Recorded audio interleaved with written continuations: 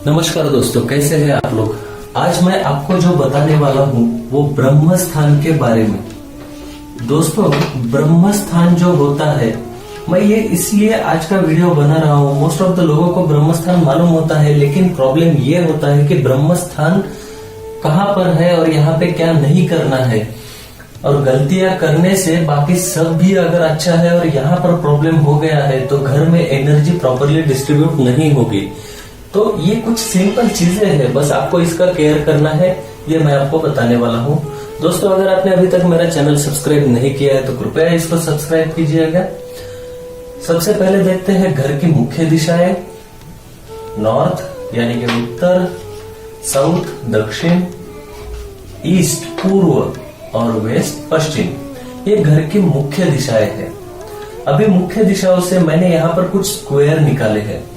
दोस्तों, एक्चुअली क्या होता है कि हर एक दिशा का 8 पार्ट्स होते हैं। ये 8 पार्ट्स करके ब्रह्मस्थान निकालते हैं। अभी यहाँ पे मैंने आपको रफली ब्रह्मस्थान निकाल के दिखाया है। ये ब्रह्मस्थान का पोर्शन आप इसे कह सकते हैं। अभी ये जो ब्रह्मस्थान का पोर्शन है, यानी ये बीच में जो आ रहा है, इस पोर्शन में, यानी कि ये सिर्फ ये पॉइंट नहीं है। दोस्तों, गलतफहमी क्या होती है कि सिर्फ ये पॉइंट बीच मतलब ब्रह्मस्थान, ऐसा नहीं है। ब्रह्मस्थान का रीजन बड़ा होता है। ये ब्रह्मस्थान के रीजन में आपको कुछ चीजें नहीं करना है। पुराने जमाने में क्या करते थे कि अगर समझिए ये ईस्ट फेसिंग हाउस है तो ऐसे किधर से तो भी एंट्री देते थे। यहाँ से अंदर आने के बाद यहाँ पे आंगन होता था और सभी साइड से ऐसे रूम होते थे। मोस्टली साउथ और वेस्ट रूम कंस्ट्रक्ट करते थे और यहाँ पर बैठने के लिए, आने के बाद बैठने के लिए जगह होती थी। इस प्रकार से अरेंजमेंट होती थी। ब्रह्मस्थान खुला रहता था, यहाँ पे तुलसी का पेड़ लगाते थे, यहाँ पे आंगन होता था।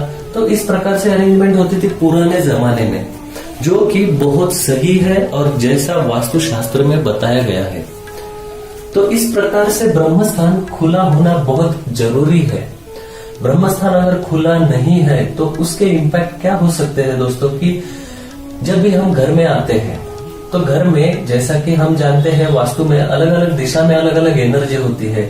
जैसे कि नॉर्थ ईस्ट जो है, इसको हम पानी का जोन कहते हैं। साउथ ईस्ट है अग्नि का जोन।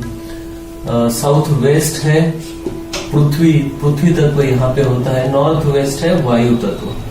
इस प्रकार से अलग अलग एनर्जी वास्तु में स्थित होती है। लेकिन ये एनर्जी यहाँ पर आती कैसे है, तो घर में ब्रह्मस्थान खुला रखने से घर में एनर्जी आती है। एनर्जी आके यहाँ से वो एनर्जी डिस्ट्रीब्यूट होती है सभी दिशाओं में। लेकिन आपके ब्रह्मस्थान में ही अगर दोष है और बाकी सभी वास्तु के अनुसार है तो आपको ये एनर्जी डिस्ट्रीब्यूशन में प्रॉब्लम आएगा। आपको ठीक से रिजल्ट मिलना प्रॉब्लम होगा वास्तु का। अगर ब्रह्मस्थान में सबसे मेजर, अगर ब्रह्मस्थान में पिलर आता है, पिलर यहाँ पे आना नहीं चाहिए।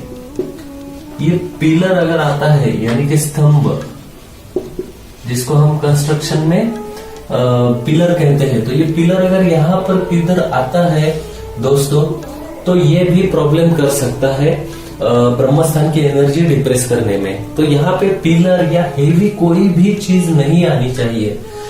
यहाँ पर आप खुला रख सकते हो, अच्छी बात है, लेकिन अगर खुला नहीं रख सकते तो आपको ये बात ध्यान में रखना है कि यहाँ पर किसी प्रकार का कंस्ट्रक्शन नहीं रखना है। यानी कि कोई हेवी कंस्ट्रक्शन यहाँ पे नहीं चाहिए। बीम आ रहा है या कुछ आपने हेवी सामान का अरेंजमेंट यहाँ पे कर दिया है, ये नहीं होना चाहिए। दूसरी महत्वपूर्ण चीज ब्रह्मस्थान के बारे में, यहाँ पर किचन कभी भी नहीं होना चाहिए। किचन यहाँ पर अगर होगा तो आप अग्नि जलाओगे, अग्नि प्रज्वलित होगा तो घर में कलह होगा, यानी कि घर में वातावरण हमेशा ठीक नहीं रहेगा, गर्म रहेगा, झगड़े होते रहेंगे या किसी का किसी से नहीं पटेगा। दोस्तों, कैसा है कि वास्तु दोष जो है वो घर में किसी एक मेंबर के ऊपर ज्यादा इम्पैक्ट करेगा। वो शायद घर का स्वामी हो सकता है या घर का कोई भी मेंबर हो सकता है। वो चिड़चिड़ा होगा, आपको फील होने लगेगा कि यार जब से यहाँ पर रहने आए हैं तब से ये चीजें हो रही है इस मेंबर के साथ में। तो वो एनर्जी उसके ऊपर इम्पैक्ट करने लगती है। इसलिए हमें वो महसूस होने लगता है कि नहीं, यहाँ पे आने से बाद में ये इम्पैक्ट होना चालू हुआ है। तो यहाँ पे किचन नहीं होना चाहिए, पिलर तो नहीं होना चाहिए, स्ट्रिक्टली किचन भी नहीं होना चाहिए, ये ध्यान में रखना है। किचन अगर यहाँ पे होगा तो घर में कलह होगा, इसलिए नहीं रखना है। दूसरी बात ये है कि यहाँ पे कोई भी हेवी चीज नहीं चाहिए। हेवी यानी कि ज्यादा वजन यहाँ पर नहीं डालना है। जैसे हम कह सकते हैं स्टेप्स नहीं चाहिए, ठीक है, यानी कि स्टेयरकेस, सीढ़ियां, आपकी सीढ़ियां अगर ब्रह्म स्थान से चालू होती है, ये ऐसा अगर समझिए आपकी सीढ़ियां आपने ऐसी डाली है, इधर से आ रही है यहाँ तक, ये ब्रह्म स्थान से सीढ़ियां नहीं चाहिए। इसका स्टार्ट अगर यहाँ पे हो रहा है तो ये ब्रह्म स्थान को डिप्रेस कर रहा है।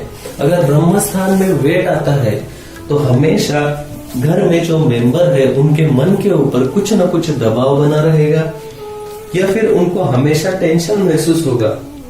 बहुत बार ये समझ में नहीं आएगा कि ये किस चीज का टेंशन है या क्या प्रॉब्लम है, बट हमेशा कुछ ना कुछ टेंशन बना रहेगा। ऐसी परिस्थिति हो सकती है अगर ब्रह्मस्थान में हेवी चीज, स्टेप, स्टेयरकेस, ऐसा कुछ चीजें आती है तो।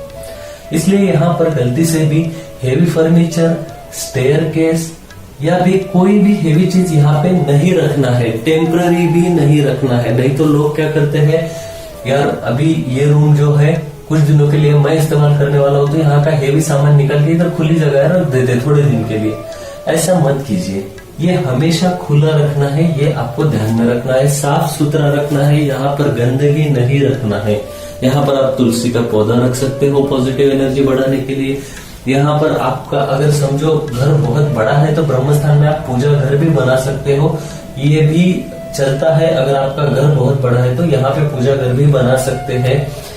तो इस प्रकार से ब्रह्मस्थान की आपको केयर करना है। दोस्तों, ब्रह्मस्थान एक ऐसी जगह है घर में जो घर की एनर्जी बैलेंस रखने में बहुत मदद करता है। ब्रह्मस्थान के लिए एक पिरामिड भी आता है।